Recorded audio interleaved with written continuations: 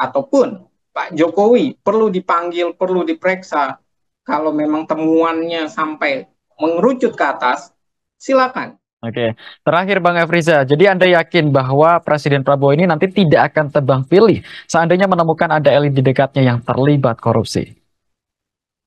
Ya, ini adalah pertanyaan berat dan ini harus dijawab dari hatinya Pak Prabowo. Bagaimana ia berkata, membela kepentingan rakyat. Apakah jargon membela kepentingan rakyat ini cuma keluar dari mulut atau memang dari hati kecilnya? Kalau dari hati kecilnya, ia tidak perlu tebang pilih. Ia tidak perlu khawatir dengan, misalnya, kalau emang Erick Thohir perlu direshuffle, perlu digeser, geser saja. Ataupun Pak Jokowi perlu dipanggil, perlu diperiksa. Kalau memang temuannya sampai mengerucut ke atas, silakan.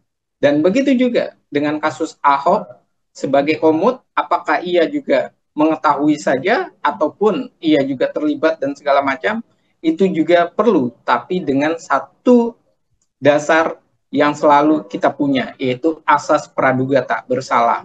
Ini harus dikedepankan, tapi jangan pula karena mengedepankan ini, urusan politik akhirnya menjadi urusan di balik layar. Sementara urusan korupsi hanya dikenakan kepada pelaku di lapangan saja, bukan pelaku di level yang lebih tinggi yang semestinya mengawasi. Karena kebocoran itu bukan sekedar pemain di lapangan saja, tapi juga pengawasan yang longgar. Dan pengawasan yang longgar adalah sebuah pesan Republik ini bermasalah dalam mengelola ekonomi. Download Tribun X sekarang, menghadirkan lokal menjadi Indonesia.